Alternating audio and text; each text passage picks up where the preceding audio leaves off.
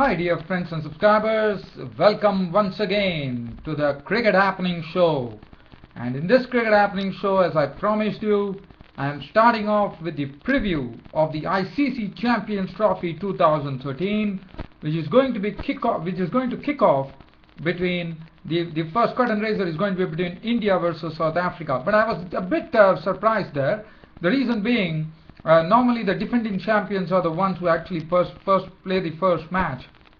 So I was a bit surprised that Australia, the defending champions, are not going to play the first match.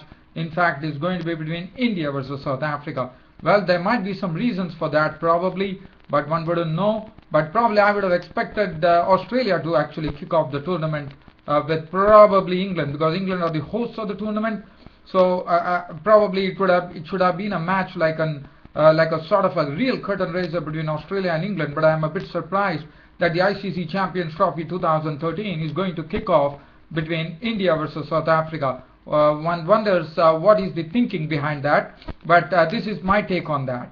Well, now just as I said, I'm going to start off with the first team, and that is going to be defending champions Australia. As you would remember, 2009 was the last time the ICC Champions Trophy was played, and that was in I think it was in India, and Australia were the ones who clinched it by beating New Zealand in the final. Well, now talking about Australia, well, they are in a sort of a after the retirement of Ricky Ponting, Michael Hussey, and certain other players, Shane Warne, Adam Gilchrist, they are sort of a side right now. Australia are in a rebuilding stage. Now, it's not that one couldn't give a chance to Australia. Yes, definitely Australia is a team which, even with their youngsters, they have lots of reserve talent, which I'll be talking about. But one very good thing for the Australian cricket in the years has been that Michael Clarke, as a captain of Australia, has really taken the reins in a very wonderful way, and he's such an innovative captain. And Australia, according to me, after Ricky Ponting, can't get a better captain than Michael Clarke. So Michael Clarke himself will be, in fact, as you know, Michael Clarke didn't play in the IPL. He decided to play only a few matches and return back, and I'm sure he's absolutely geared up here to give the other teams a real run for their money, to see to it that Australia defend the ICC Champions Trophy in the way they shall, and in the way they did in 2009, and probably go on and clinch the ICC Champions Trophy. But I think I will be talking about Australia's chances later. They have another good vice captain in George Bailey, who is also a very good bat, and he's the vice captain of the team, and I'm sure he would be in a position. He's a pretty intelligent cricketer, and I'm sure he would be he would be the ones who would be putting in a lot of inputs along with Michael Clarke. As far as the batting goes, so let's look at the batting. Michael Clarke, George Bailey, then they have Phil Hughes. Phil Hughes will be the opener. Now Phil Hughes, for him, this will be something pretty new for him. He would be opening with the dashing opener David Warner. And Phil Hughes, one good thing for Phil Hughes is that he knows the English conditions pretty well, and he is one who would really do well, because he, as you know, Phil Hughes actually changed his game after coming into the English county cricket scene, where he actually started maneuvering his game and started getting his game. He was known as he was only playing strokes on one side of the wicket, but now Phil Hughes is a complete player. It's all thanks to the English county cricket scene, where he actually learnt his tricks, and now he's a complete player. So I'm sure Phil Hughes is the one who probably would get a lot of runs on this English wickets. And let's look at who else are the batsmen over there. We have Glenn Maxwell. Now Glenn Maxwell is a good all-rounder, is a hard-hitting all-rounder. Didn't have a good IPL, but that is something. That was subcontinental wickets. These are English wickets, so it could be a different ball game. Matthew Wade, the wicketkeeper batsman, and who can forget Shane Watson? Shane Watson is in some really great form. As you know, in the IPL, he has already shown his class. He is such a classy player, and Shane Watson well, you know what he can do on his day. Not only on his day, I mean, he's such a player, he's such a valuable member of the team. He will contribute with both bat and ball. Let me tell you, Shane Watson, in my opinion, the bowling is something that Shane Watson would really love to bowl on these English wickets, because he just gets that ball to just move in a bit. And well, if the conditions really suit him, I'm sure Shane Watson could be a tricky customer. Now let's look at the bowling. Let's also look at the all-rounders. They have Mitchell Marsh, the all-rounder. He's an upcoming all-rounder. He likes to whack the ball. Of what one has seen of Mitchell Marsh is such a player who likes to get on with the game. He doesn't like to muck around. He just comes in, slams the ball, and tries to get quick runs for the team, and that's what he has precisely done. And other than that, we will also look at Adam Woods. Adam Woods is also an all-rounder. So they have lots of all-rounders there: Mitchell Marsh, Glenn Maxwell, and then they have Adam Woods, who's another all-rounder. And let's look at the bowling, because bowling is something which is very important on this English tracks. Now Nathan Coulter-Nile, he played in the IPL, just probably 1 or 2 matches, I reckon. But Nathan Coulter-Nile has been doing absolutely splendidly in Australian domestic cricket, and that's the precise reason he has merited a place in the team, and he has been in some good form in the Australian domestic cricket scene. And Nathan Coulter-Nile is a good bowler, but not only that, he's a pretty handy bat lower down the order. He can really whack a few. Then let's look at the bowling of James Faulkner. Now, James Faulkner, just watch out for James Faulkner. According to me, I would say I would be really keeping an eye fixed on this particular person, James Faulkner, who did pretty well on Indian wickets. Now, any bowler who actually does well on Indian wickets on subcontinental tracks is something to be really seriously looked upon.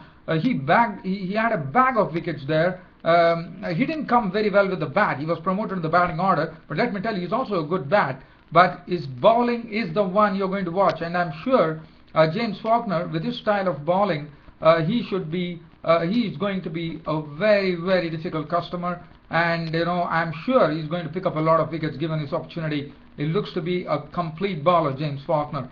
As far as Mitchell Johnson, well, he has been, as you know, he did very well in the IPL. So if that is anything to go by, and again, as I said, on Indian wickets, if any bowler does well, so that means you're simply seeing something going to happen, because Mitchell Johnson was getting the ball to really fizz away. He was giving the breakthroughs in the IPL, and now he's going to be bowling on English wickets, which is absolutely suited to his style of bowling.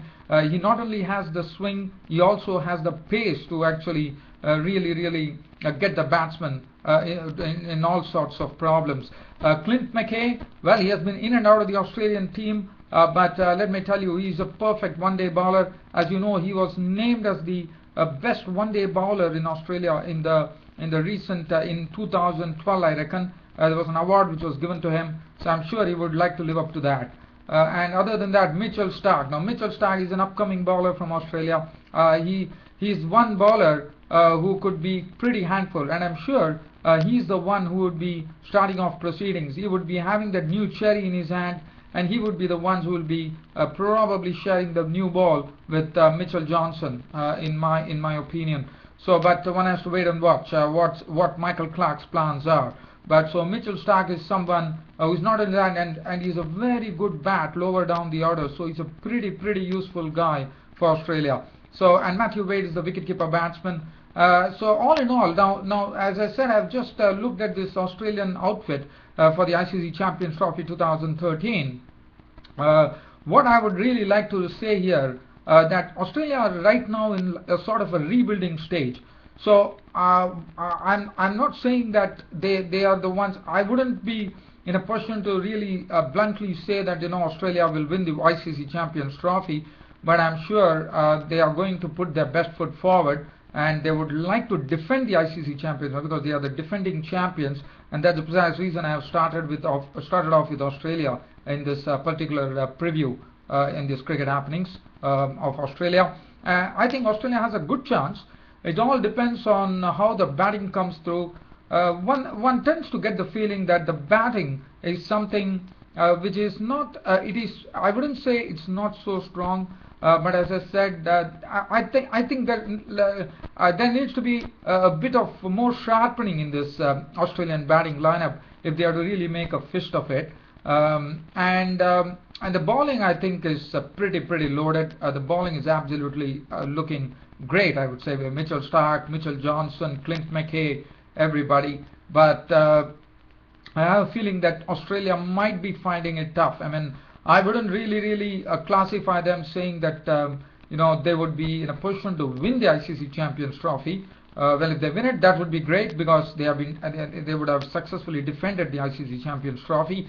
Good luck to them. That's what I could say. But I'm not putting lots of chances on this Australian team. It's, as I said, it's purely my opinion on this Cricket Happening show.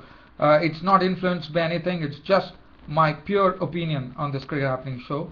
But again, cricket is cricket. Anything can happen. And on the day, if the team is good, if you play well, if the everything comes together very well, then you might well see Australia clinching something. And again, taking nothing away from Australia, let me tell you, they are a very dangerous outfit. Well, on this note, dear fans, friends and subscribers, I am actually concluding my first preview in this ICC Champions Trophy 2013, which was Australia, who are the champions of this ICC Champions Trophy, as they won it in 2009, beating New Zealand in the final.